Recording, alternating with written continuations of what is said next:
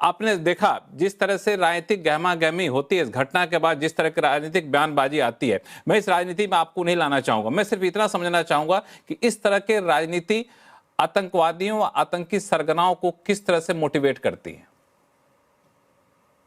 आज जो हो रहा है इसी की वजह से हो रहा है। ये उसी डिवीजन का नतीजा है, उसी नेगेटिविटी का नतीजा है। ये जितनी भी अप्रूवल्स मिली हैं मेडिकल कॉलेज को, अगर आप जब इन्वेस्टिगेट करने लगेंगे तो इसके पीछे सारी प्रॉब्लम्स वही है। ये सारी अप्रूवल्स, कहीं मेडिकल कॉलेज से अप्रूवल, कहीं उस रजिस्ट्रेशन से अप्रूवल, ये सारी उसी की वजह से है। आज अगर वो दखलंदाजी और गंदी राजनीति ना होती साथियों, आज हम इस तरीके से आतंक के पीछे ना होते, हम विक्टिम ना होते। प्रॉब्लम वही एक है। आखिरी सवाल आपसे पूछूंगा किरण बेदी मैम, एक आखिरी सवाल आपसे पूछूंगा, फिर आपको, चूंकि मुझे बताया गया है कि आपको निकलना है, कि इसमें सबसे बड़ी चीज जो निकल कर आ रही है, और मुझे लगता है कि हर आतंकी घटना के पीछे जो एक सूत्र होता है जो सबको बांधे रहता है, वो होता है फंडिंग, पैसा। अगर पैसा जो एक ऐसे नस है जिसको काट दीजिए तो सब धरा का धरा रह जाता है। उसको कैसे पकड़ा जाए, उसको कैसे तोड़ा जाए?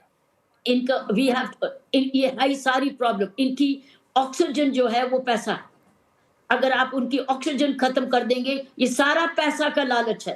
और पैसा इसके पीछे, अगर हम लोग हवाला इनके यहाँ, और दो तरीके हवाला से आता है और 2-3 कंट्री से ही आता है। अगर हम उस चीज पर ध्यान दें, उस रूट्स पे ध्यान दें, तो इनका ऑक्सीजन खत्म हो जाएगा। सो मैं ये समझती हूँ, ये है एक हवा बनी को ध्यान रखें, और दूसरा हर नागरिक को आज अपील हो कि वो अलर्ट रहे।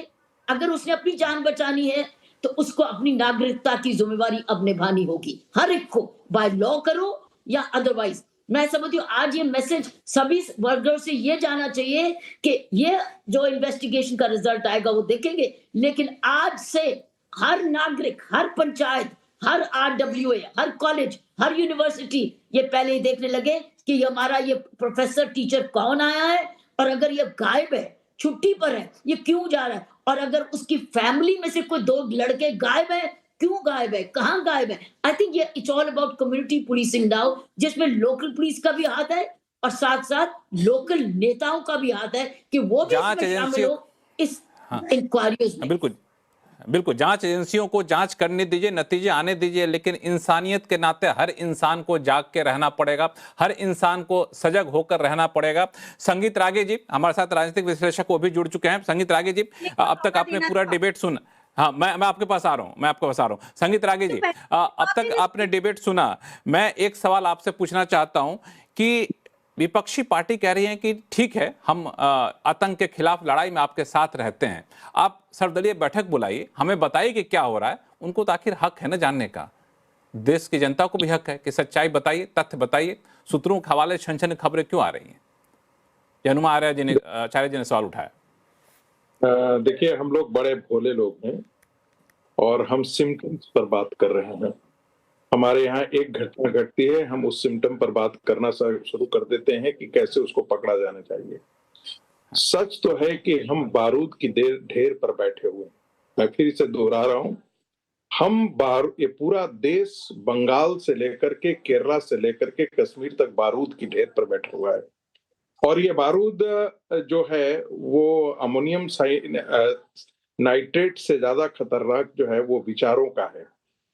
आखिर ये जहर कहां से आता है? हमने कभी सोचा है? हम इसके बारे में बात करने से कतराते हैं और हम सारे बोलना शुरू कर देते हैं कि देखिए, आतंकवादी का कोई धर्म नहीं होता, आतंक का धर्म नहीं होता। जब तक इस वाहियात बहस को आप जिंदा रखेंगे, और इसको जिंदा रखने में हमारी देश की संस्थाओं ने सबसे बड़ा काम किया है, चाहे वो न्यायपालिका हो, चाहे वो पत्रकारिता हो, चाहे वो बौद्धिक वर्ग हो, कैंपस हो, ये सारे जैसे हम कहते हैं बकवास और ये वाहियात की बातें, एक पूरे धर्म को आतंक से कैसे पेंट किया जा सकता है? किसी एक धर्म में कोई एक शख्स अच्छा इंसानियत होगा, अच्छा इंसान होगा।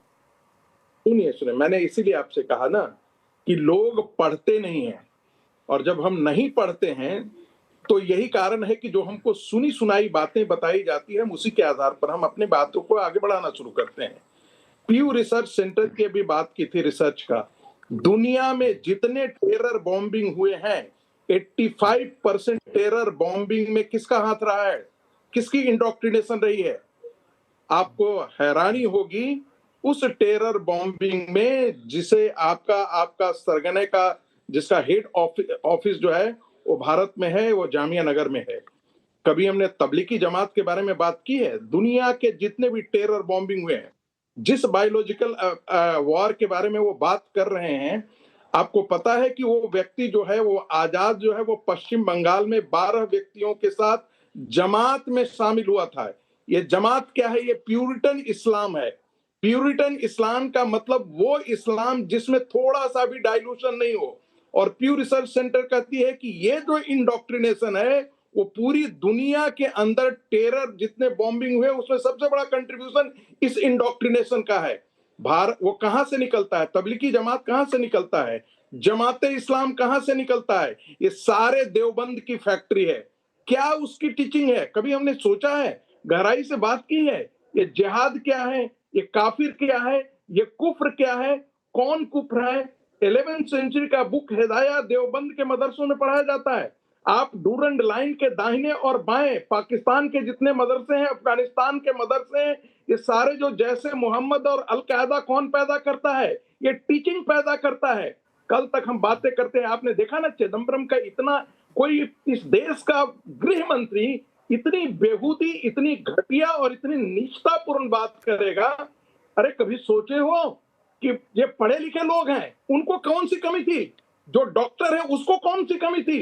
वो इंडोक्ट्रिनेशन का शिकार था। वो इंडोक्ट्रिनेशन, अरे 9/11 जिसने किया था वो पढ़े लिखे लोग थे। तो जो लंदन के अंदर जो बम ब्लास्ट हुआ था, मैड्रिड के अंदर जो बम ब्लास्ट था, पढ़े लिखे लोगों ने किया था। कहां से हो? इस्लाम नहीं, ठीक है, वो पढ़े लिखे लोग संगीत रागे जी पढ़े लिखे लोग हो सकते हैं, तकनीकी विशेषज्ञ हो सकते हैं, लेकिन सिर्फ ये कहना कि इस्लाम थे इसलिए होंगे, पता नहीं, मैं इस बात से बहुत हद तक सहमत नहीं हो पा रहा हूं। आपसे आगे इस पर मैं बहस करूंगा, लेकिन अब अनुमा आर्य जी बहुत देर से इशारा करें कुछ बोलने के लिए, उनके पास जाता हूं, फिर हम बाकी दो मेहमान हमारे साथ विशेषज्ञ उनके पास जाऊंगा। अनुमा आचार्य जी।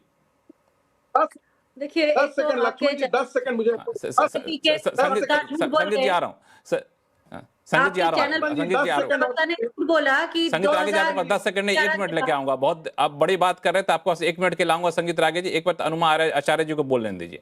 हाँ, 26/11 के तुरंत बाद मनमोहन सिंह जी ने सर्वदलीय बैठक बुलाई थी और पूरे यूपीए के कार्यकाल में 10 बार ये सर्वदलीय बैठक अलग अलग कारणों से बुलाई गई थी। हम चर्चा की राजनीति में विश्वास करते हैं और लोकतंत्र में चर्चा की राजनीति होती है। एक बात तो यह है। दूसरी चीज, क्यों पूरा का पूरा आपका चैनल, एक तो 3 भाजपा के प्रवक्ता हैं, कोई बात नहीं, वो चलता है मुझे, लेकिन ये मेरा पूछना है कि अमित शाह को क्यों बचाना चाहते हैं? इतने बार बार पुलवामा हुआ, पहलगाम हुआ, इतनी सारी हमारे यहाँ, और उसके बाद ये फिर हो गया, इसके पहले राजौरी में हुआ। पूरे देश में पहली बार हमने देखा कि आर्मी के ठिकानों पर, एयर बेसिस पर सीधे सीधे आतंकवादी हमले हो रहे हैं। ये केवल भारतीय जनता पार्टी की सरकारों में हो रहे हैं और अमित शाह उसमें अधिकांश समय गृह मंत्री रहे हैं। क्यों बचाना चाहते हैं उन्हें? क्या बार बार वो वही गलतियां करते रहेंगे और हम ये कहते हैं कि और अपने देश में आपने ये कैसे कह दिया? नहीं, आप मुझे चीज बता दीजिए, आपने कैसे कह दीजिए, आपने कैसे कह दिया कि आपका पूरा चैनल अमित शाह जी को बचाने में लगा हुआ? इसके पीछे क्या लग रहा है ना? सुनिए लक्ष्मण जी, कैसे बताइए? नहीं, कैसे? नहीं, आप हमको फैक्ट, क्योंकि आप सिर्फ प्रवक्ता नहीं है, आप एक रिटायर्ड विंग कमांडर हैं, पढ़ी लिखी हैं महिला। आप मुझे बताइए कि हाँ, आप मुझे बताइए कि चैनल में ऐसा क्या आपको दिखा जो आपको बता रहा है कि अमित शाह को बचाने में हम लगे हुए? आप बताइए, आप ही बताइए क्या दिखा? जो पहले बचपन में आप जिस तरीके से नहीं, जिस तरीके का आरोप आप लगाती हैं भाजपा के प्रवक्ता पे, इस तरह का आरोप चैनल पे मत लगाइए। और हमारा चैनल में आप शायद पहली बार आ रही हो, CNBC आवाज चैनल ऐसा नहीं जैसा आप सोच के चल रही हैं।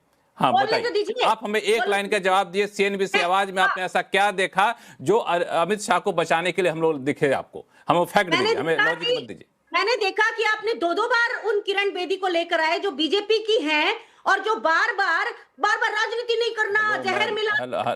गलती से मैंने उनको किरण बेदी ने एक राजनीतिक बयान नहीं दिया। किरण बेदी मैम जो हैं वो रिटायर्ड IPS हैं, बहुत एक्सपर्ट हैं, सम्मानित व्यक्ति। हाँ। मैं एक बात कह दूं, वो सम्मानित होंगी, लेकिन वो बीजेपी ज्वाइन कर चुकी हैं। और आप ये मत कहिए मुझे कि उन्होंने सही बात की। वो बार बार कहती रही राजनीति नहीं करो, मत बताओ, सवाल मतलब आप राजनीति करिएगा। हद है भाई साहब। अरे लोगों की जान यहाँ पे जा रही है, 3-3 हजार टन विस्फोटक आ रहा है, यहाँ पे राजनीति हम करेंगे। आश्चर्य बात, राजनीति तो नहीं करेंगे ना।